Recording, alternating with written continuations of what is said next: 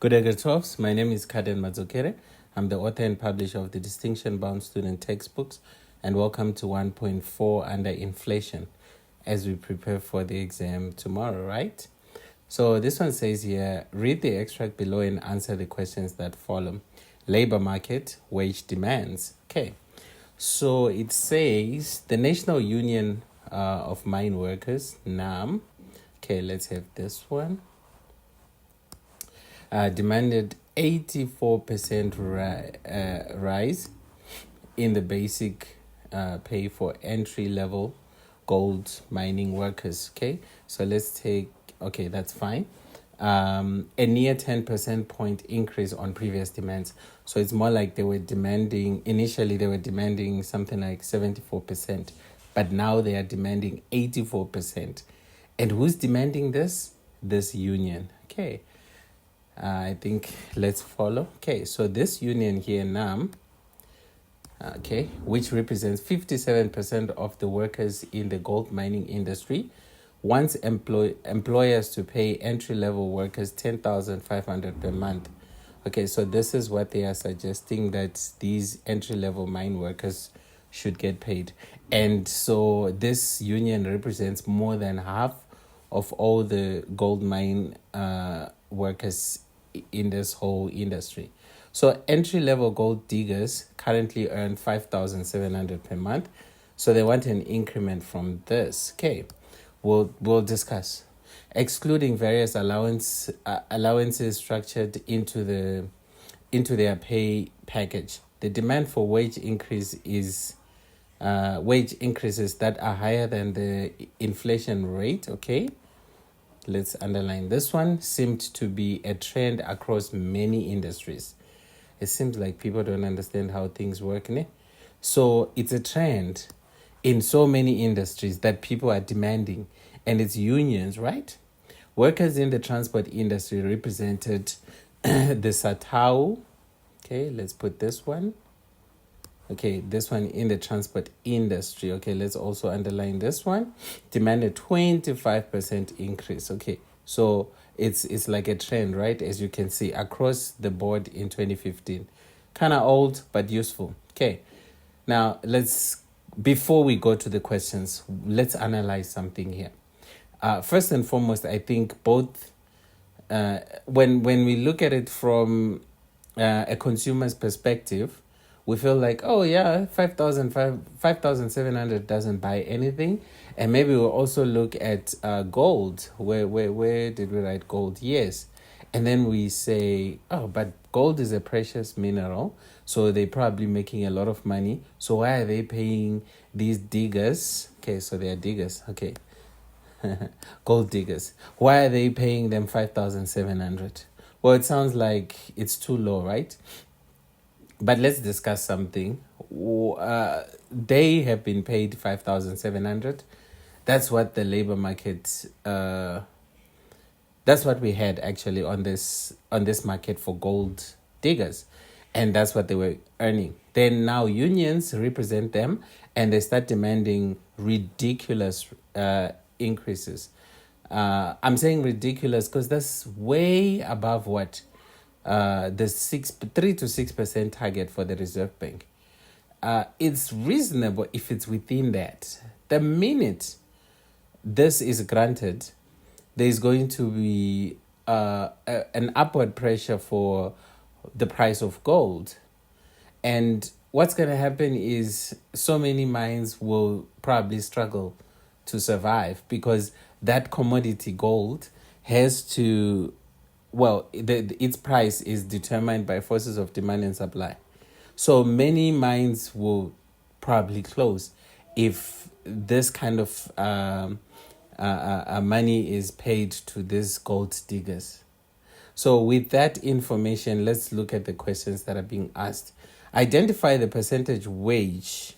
So we need to be careful. We have two percentages. We have 84%. We also have 25%. Now, this one is nothing because this is just talking about the contribution of NAM to the whole industry, unions within the industry. So this has nothing to do with the wage, okay? because the question wants the percentage wage increase.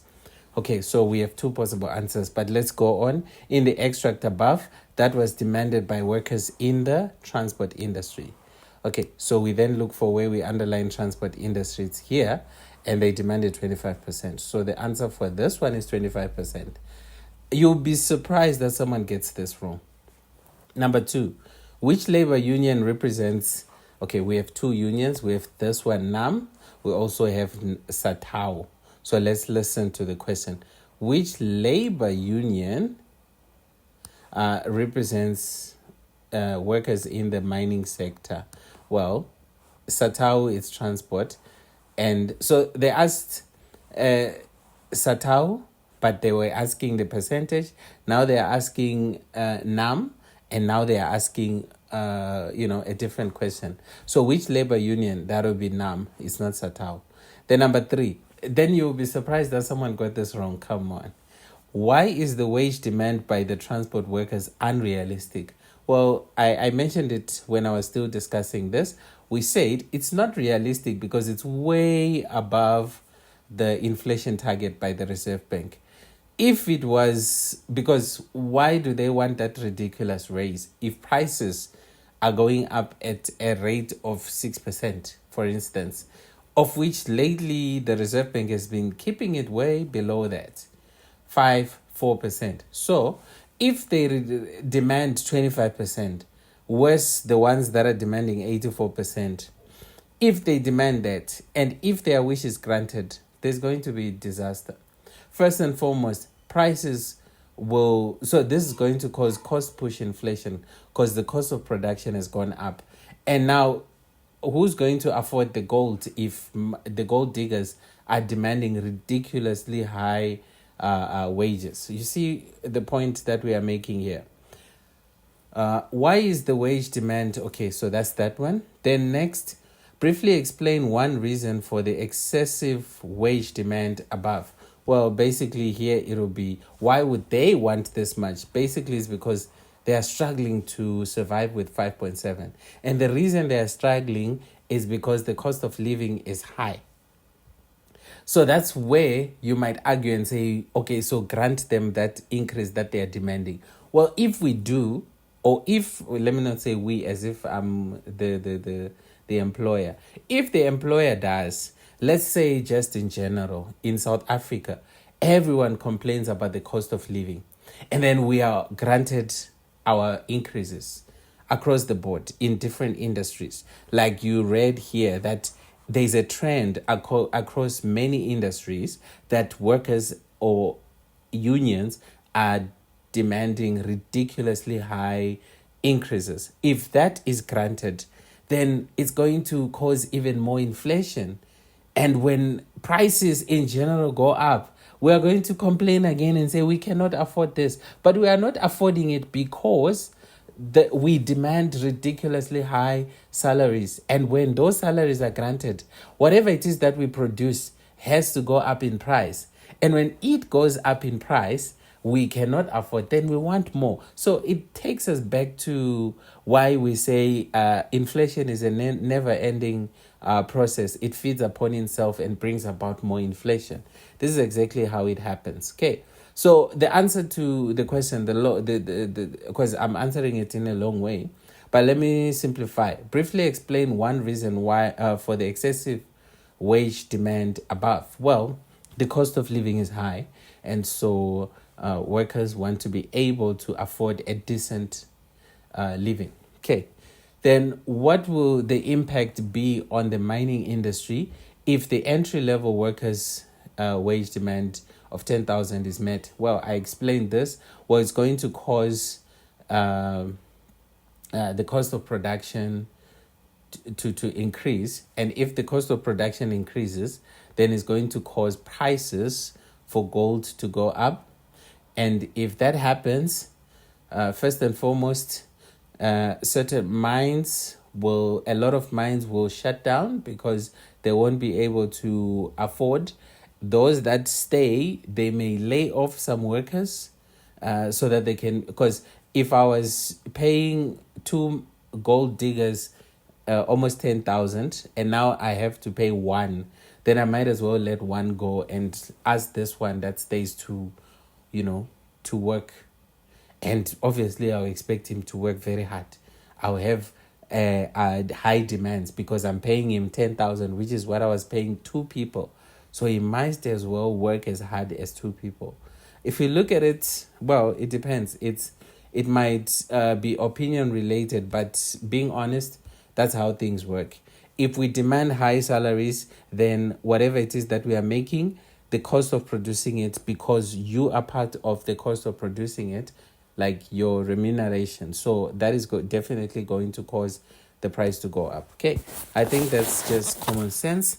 Let's go to our answers and see. All right, so the first one says identify the percentage wage increase in the extract above that was demanded by workers. That's 25%. But remember, we said in the transport industry. Number 2, which labor union represents the workers in the mining sector? That's NAM. Number 3, why is the wage demand for the transport workers unrealistic? It's far above the inflation target of 6%. I said. Then number 4, briefly explain one reason for the excessive wage demand. Well, like I said, the high cost of living results in wages being insufficient to cover the basic needs. So they won't afford, then they start demanding high. If they see that they cannot afford, then they will start, demanding increases, which will, if that is granted, more problems, which is what we see in number 5. What will the impact on the mining industry if the entry-level workers' wage demands of 10,500 per month are met? Well, the mining industry will, which is already under high cost pressure, might struggle to survive or become less competitive. These wage increases will force many mines to shut down production. And remember, South Africa is not the only country that is producing gold. There are other countries like Zimbabwe that produce gold. And if their labor is cheaper, then on the international market of gold, South Africa becomes less competitive. And remember, South Africa records this commodity separate on the BOP. And so with that said, if it's, remember we say the reason is its historical significance. So now, as significant as gold is on the on the international market, if our gold diggers demand excessively high salaries, South Africa becomes less competitive. So it has an effect also to our balance of payment. It has an effect to our exports. We start exporting less. And then it will have also an impact on our employment levels because so many people will be laid off. So basically, at the end of the day, if whatever it is that these unions are demanding is met, it's going to cause serious damage to our economy. So to what suggestion could we have? Well, just think about if this is granted. Look how ridiculous these percentages are. If everything in general would go up at this pace, we have hyperinflation. Then we have serious problems in South Africa. So it has to be done in moderation, not this insane demands that unions, you wonder where did they study this? Some of these leaders of these unions, like, do they really know the impact, or they just care about saying, yes, we got them, but many people are going to lose their jobs. So what do you gain from that? And South Africa loses because globally they start buying from other countries that produce gold. It's not like our gold is more important. If we are less competitive on the market, we are going to lose. So it does more harm than it does good. Okay, so I think that's it. We have come to the end of this particular video. Slightly longer than usual, but yes, thank you so much. I'll see you in the next video. God bless.